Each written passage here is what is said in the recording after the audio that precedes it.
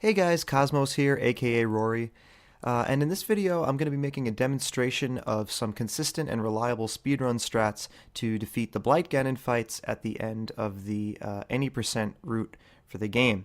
So I definitely need to mention that all of the strats used in this I've learned by watching Ikkitrix's runs, as well as watching Danny B actually stream himself learning Ikkitrix's strats for these fights.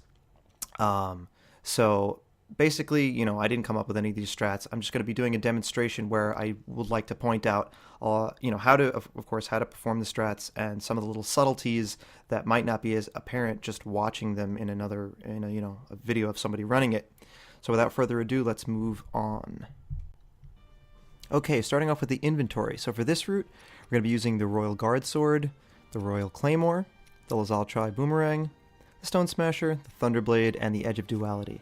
And for bows, all we're going to need is the Royal Guard's bow for this fight, and the Ancient Arrows. You're going to have some bomb arrows and regular arrows, Steel Lazal Shield, and of course, your high-level elixir. You're going to drop the axe and the sledgehammer, equip the Royal Claymore, equip the bow, equip the shield, and drink the elixir. And it's worth noting that all of these strats are done using a level 3 high-level attack elixir.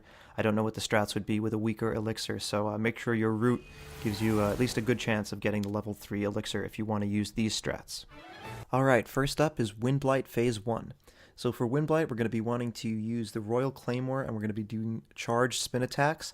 What you want to do is you want to take out the sword, and first off, Windblight is going to teleport somewhere, so you want to follow where he teleports to just by watching the blue orb spin. And you're going to walk to where he spawns, and as soon as he reappears, you want to start doing the charged spin attack, aiming towards your left to the right side of his body, sort of near his right arm or that big gun. And you want to start doing your spin attack and gradually slowly move somewhat counterclockwise and keep your distance from him, because he's going to use his left hand to spawn a tornado, which circles counterclockwise behind him, but he'll sort of pivot to follow your own movement, so the tornado can kind of go through the center of his body, making it a little unsafe to be too close to him. But you just want to keep your distance and pivot essentially to your right, going counterclockwise, to avoid the tornado. And keep spinning until your stamina meter is just about to be depleted, and then let the final attack go. Alright, here we go.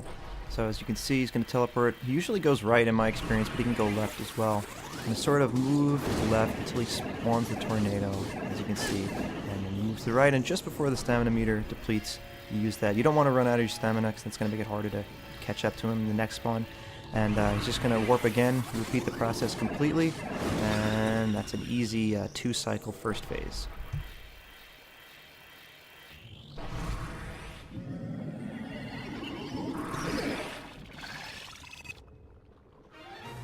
Alright, moving into Phase 2, you should already have your Ancient Arrows equipped, and you want to immediately pull out your bow as fast as you can, because there are two possible actions that Windblight will take here. One of them is he's going to immediately initiate an attack with the torpedoes, and if he does that, you want to shoot him immediately with the Ancient Arrows, using, of course, the Royal Guard's bow. And you want to always aim towards his eye, so you can get a critical hit, which will give you more damage, but even if you just hit him on his body, it'll still give him a knockdown, which is your goal, so you can get more hits in. So you want to take out the bow immediately. If he just opts to not do that attack, he will teleport instead. And in that case, you want to just ready your bow and aim to where he teleports to. And when he fully materializes, you want to wait for his head to sort of drop down, because his head starts off going upwards and it's harder to shoot it because it's moving. And then when his head returns to the normal position, you can shoot him. And after you shoot him, he'll get knocked down. You want to go again with the Royal Claymore and your charge attacks, and just spin on him again until your stamina is just about to be depleted, so you can get the most amount of hits. And just do this twice, and that's an easy 2-cycle Phase 2. Alright, so as you can see, for my Phase 2, he goes immediately with the attack, so I'm going to shoot him quickly, I should say. I went a little high on that shot, but I still managed to hit him, so it's all good. Falls down, get the spin attack damage, and now we're just going to watch where he warps to. He kind of warped right next to his original place there, which is uncommon.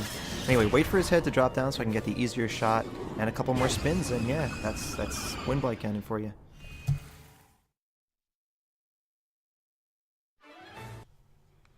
Alright, next up is Waterblight Phase 1.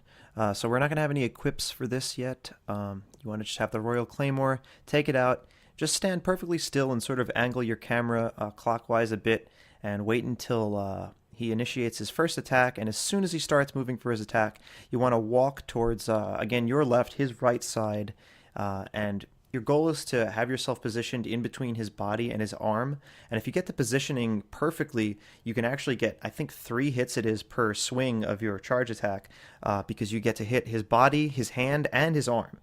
In this demonstration, I believe I only got his body and his arm, but even that is enough to get the 1 cycle of the first phase. So you're going to do that, and then again, spin until your stamina is just about to be depleted, let the final attack go, and then as your stamina is replenishing, you can do some 2 or 1, usually 2 normal hits of the Claymore because that doesn't use any of your stamina.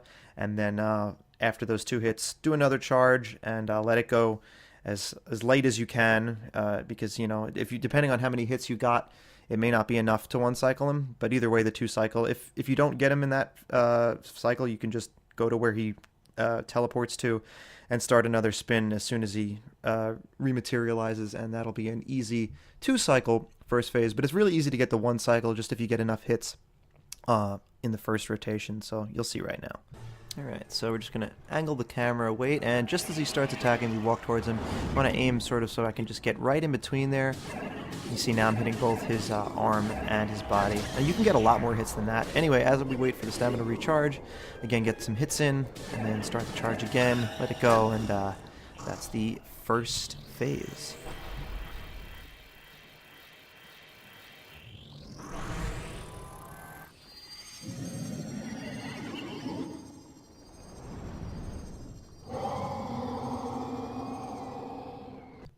Okay, Waterblight Phase 2. Now this one gets a little trickier, but it's still pretty easy, and there is room for error.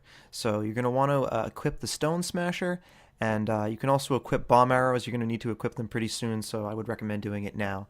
He's going to start off by teleporting, and you want to aim your bow with the Bomb Arrows to wherever he warps to, and make sure you wait long enough for him to materialize, because it seems like you'll see him fully materialized and then your arrow will go right through him, so you want to wait almost a little bit longer but not too long.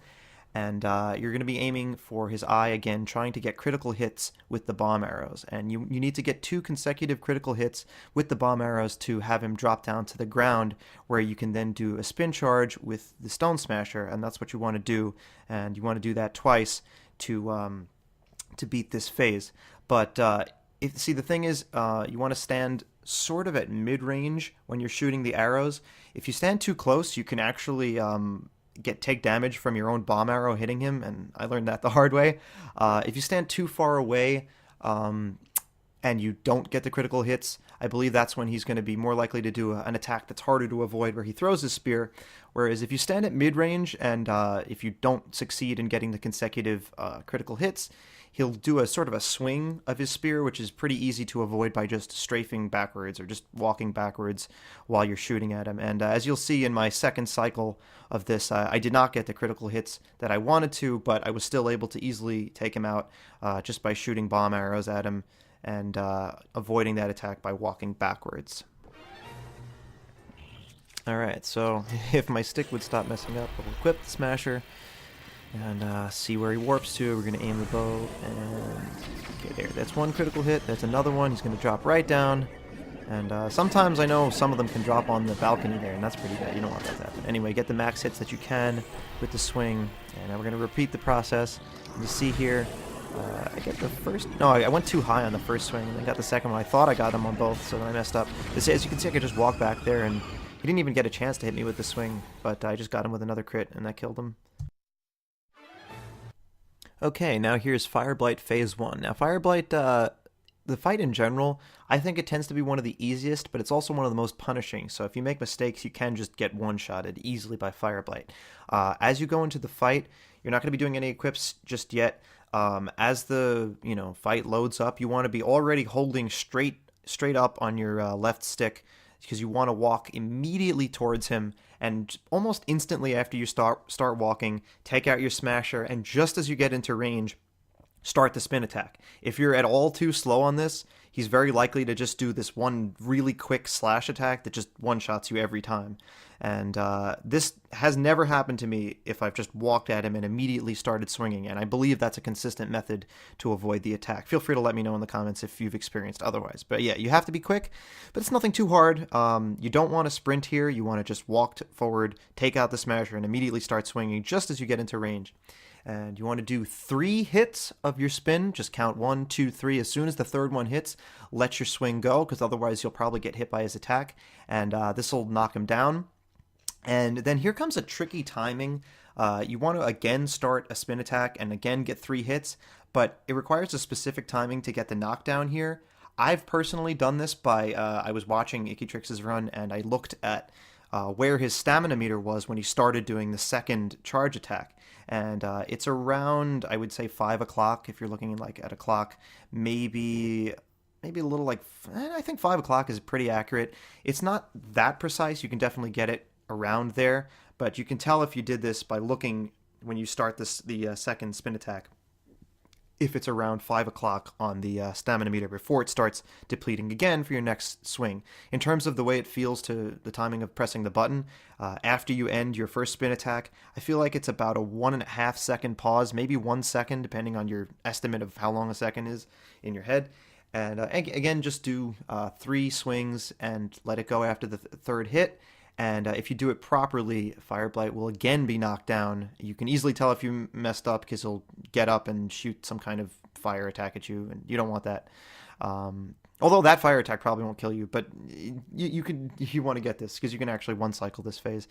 And after you knock him down there, you're going to hit him with 2 normal Stone Smasher swings because you're going to be waiting for your stamina to recharge, and then sort of just like with Waterblight 1, then start doing another charge attack, and if you do it properly, you will one-cycle the first phase. So let's check it out.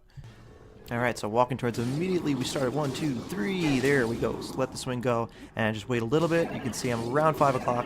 Could have waited a little longer, but we get the 3 hits just before my stamina ran out. Get those 2 hits in, and now 1, 2, or however many hits we can get here with the spin attack before he gets up, and that's enough to get the one cycle on the first phase.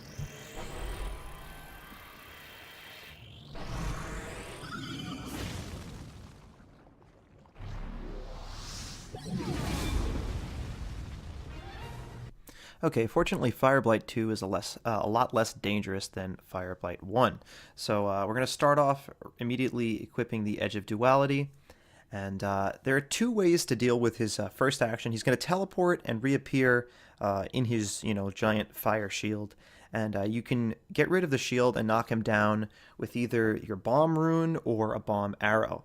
And a bomb arrow is quicker, but I opted to use the bomb rune in this case because I wanted to save bomb arrows, especially after wasting a few in the water fight.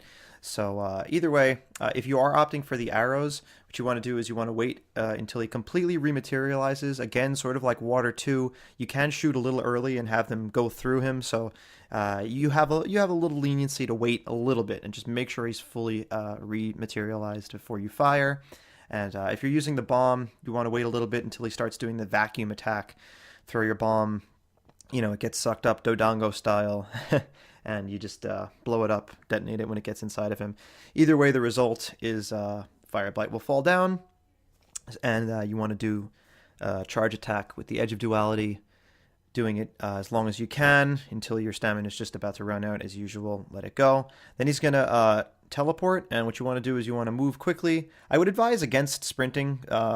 Just in general, you don't really have to sprint to get to places, but because sprinting can, unless you're whistle sprinting, you can lose some of the stamina that you would use on a spin attack.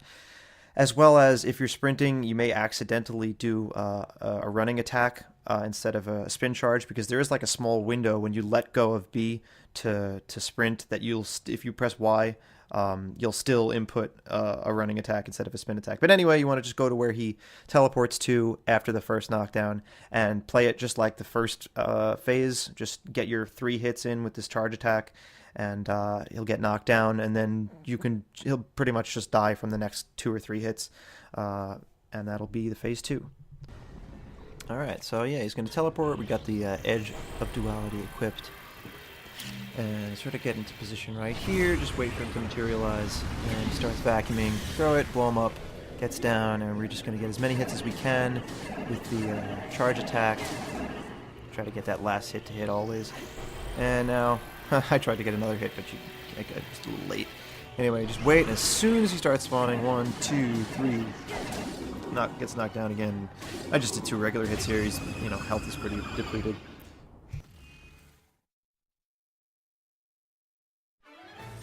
Okay, so now comes Thunderblight. Now, Thunderblight is one of the most complicated of all of these fights. Still not that hard, but maybe a little less room for error and a little more precision goes into this one. So for Thunder 1, we want to start off by immediately holding ZL and targeting and shielding. You should have the Boko shield, the Lizal shield equipped.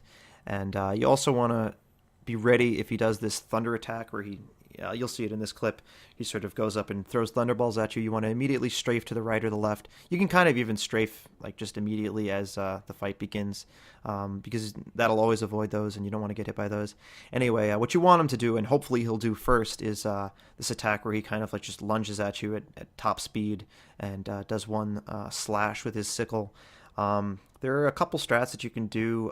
The easiest thing to do is just shield, and that's absolutely fine. It's just to shield the swing that he does.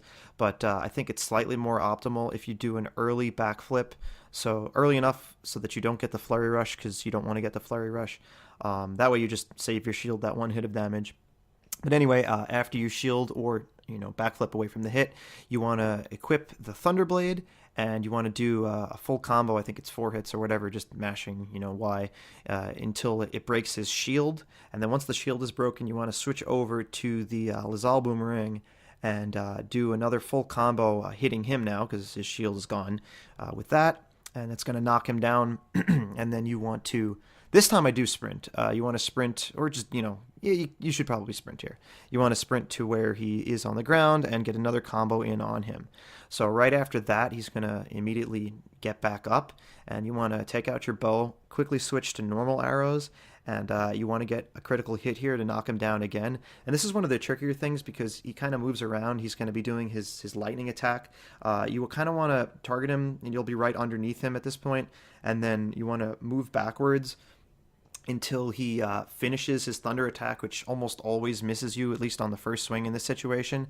And that way he'll stand still for a second, and you'll line up your shot nicely, and you can get the critical hit, which will knock him down. And then you want to keep swinging at him with the Lizal Boomerang. And the way it seems to work out is that you'll get, I think, like 3 hits of your combo on him, and then the 4th hit will hit his shield, I guess, as it respawns. I'm not quite sure how that works, but it all seems pretty consistent. The 4th hit just like breaks his shield again, even though it was not even regenerated, and then you can get another combo on him, and then that should finish off phase 1. Alright, so as you can see here, I got a little unlucky. He starts with the Thunderball attack, just strafe to avoid it. And now we wait, and he's taking a little while. Okay, that's the attack we want him to do. So we shield it, switch to Thunderblade, get that combo in to knock his shield out of the way. Switch to the Lizal Boomerang, get a combo in, and then run after where he lands, get another combo in. Now he's up. Now take out the bow, switch to normal arrows, and let's see, missed the headshot on the first try, got the crit on the second one. There is still some room for error, as you can see. You don't want to waste arrows like that, but you can afford to, at least just to get the fight. And then another combo will finish off phase 1.